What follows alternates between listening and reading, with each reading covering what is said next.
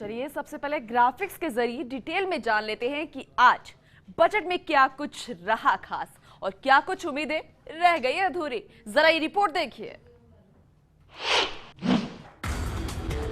सबसे पहले शिक्षा के क्षेत्र की ही बात करते हैं। इसमें राज्य सरकार की ओर से स्वामी विवेकानंद मॉडल स्कूल जैसी योजनाओं के लिए 23,000 करोड़ रुपए का प्रावधान रखा गया है।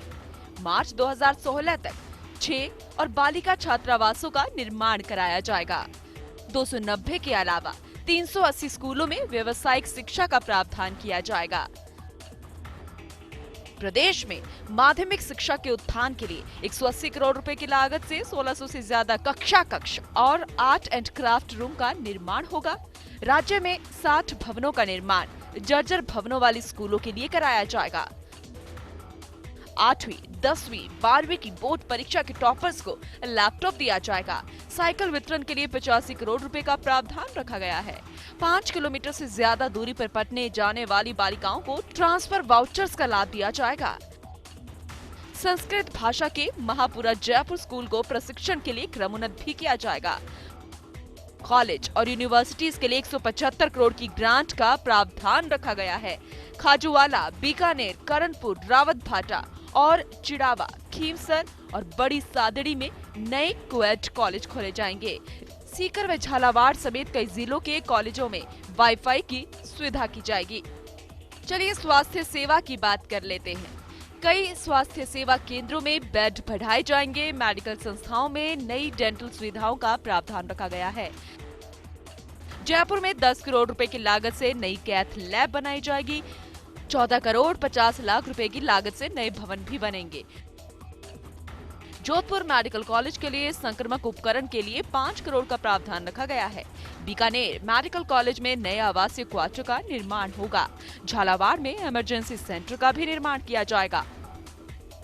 कौशल प्रशिक्षण की बात प्रदेश की मुख्यमंत्री हमेशा करते हैं। चलिए जान लेते हैं कि इस बजट में कौशल प्रशिक्षण को लेकर उन्होंने क्या कुछ घोषणाएं की हैं।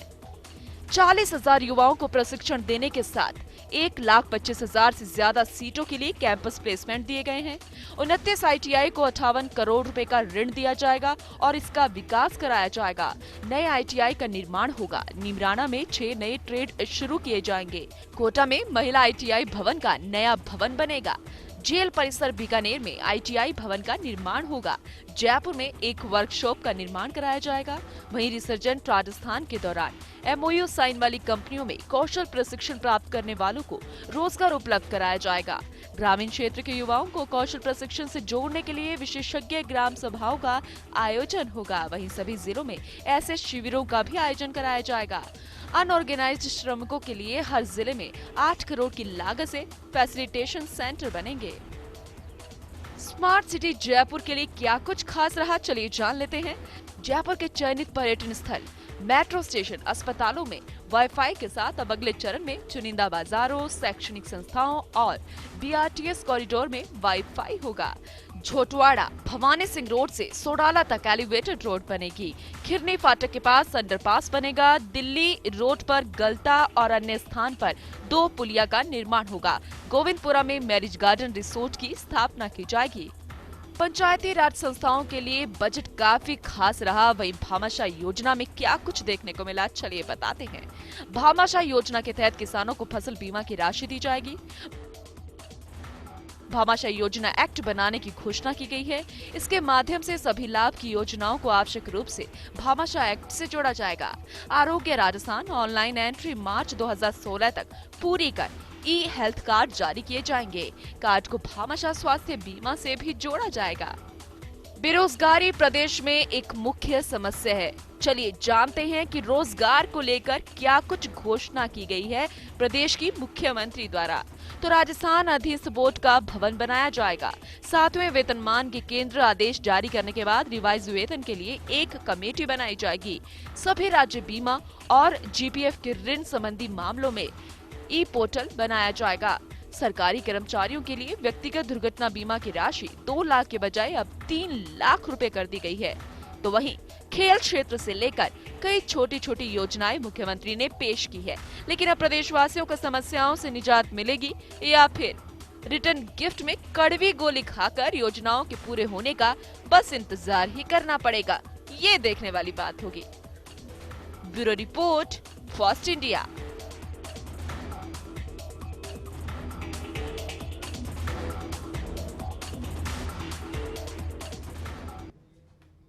चलिए अब ये जान लेते हैं कि बजट के बाद प्रेस वार्ता के दौरान अपने बजट को लेकर क्या कुछ कहना है खुद प्रदेश की मुखिया वसुंधरा राजे का।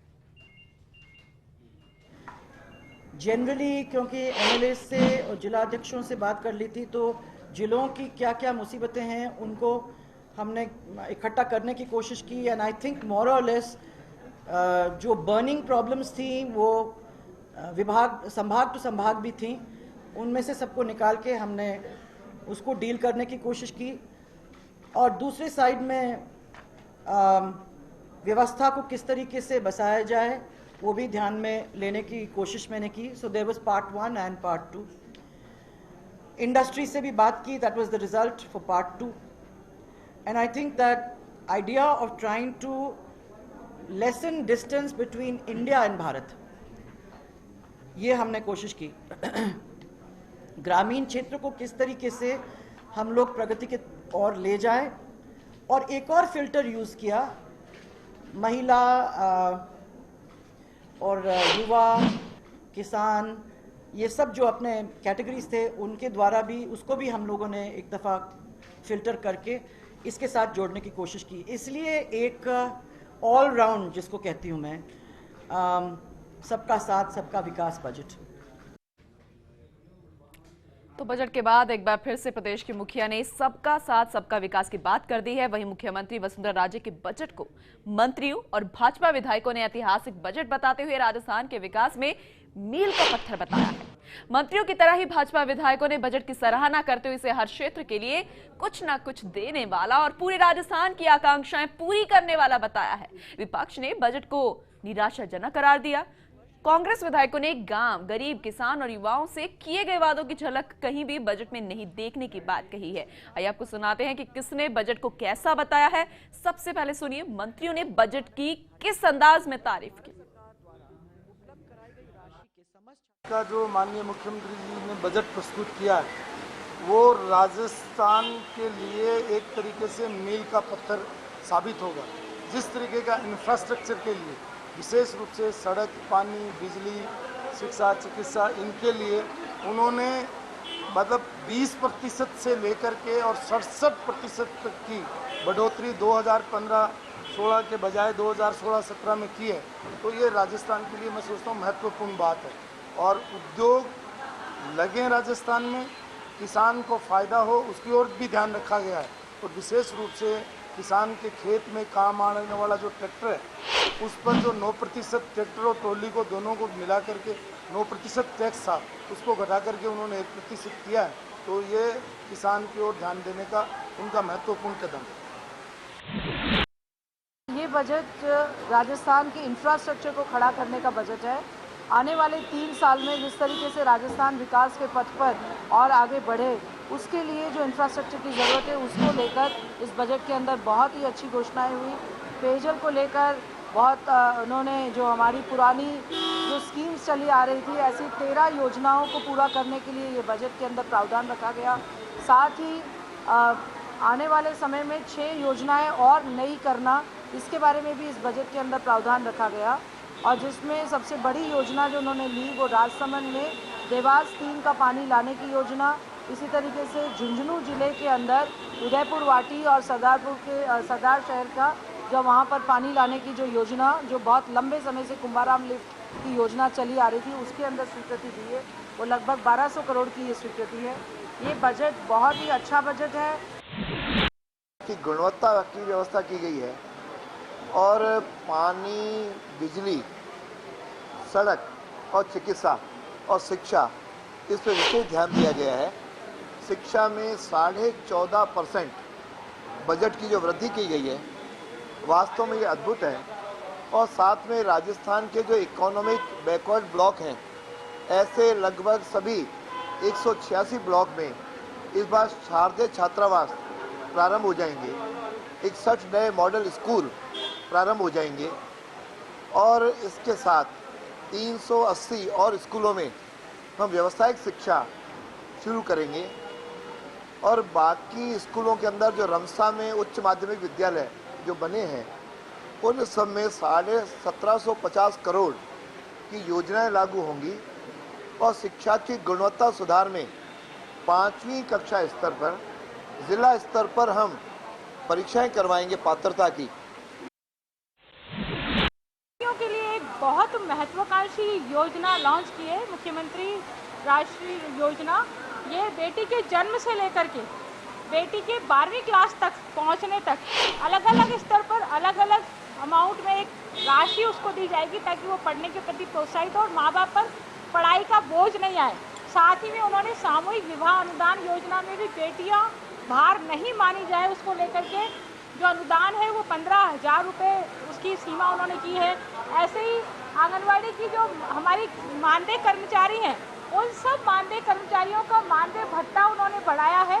बहुत सारी महिलाएं इस बात से खुश हैं कि उनका मानदेय भत्ता बढ़ा है। के लिए जो ड्रिप और स्प्रिंकलर पर जो सब्सिडी की बहुत मांग उठ रही थी कि उसको बढ़ाया जाए और वो 70% तक SC/ST के लिए और 50% जो है आम जनरल के लिए जो बढ़ाई है, निश्चित तौर पर किसानों को इसका बहुत बड़ा लाभ होगा।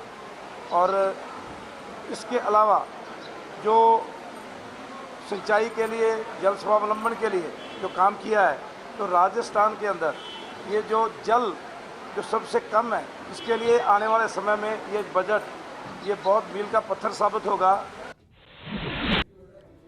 खास कार्यक्रम में वक्त एक छोटे से ब्रेक का हो गया है। जल्द लौटेंगे, आप देखते रहिए फर्स्ट इंडिया।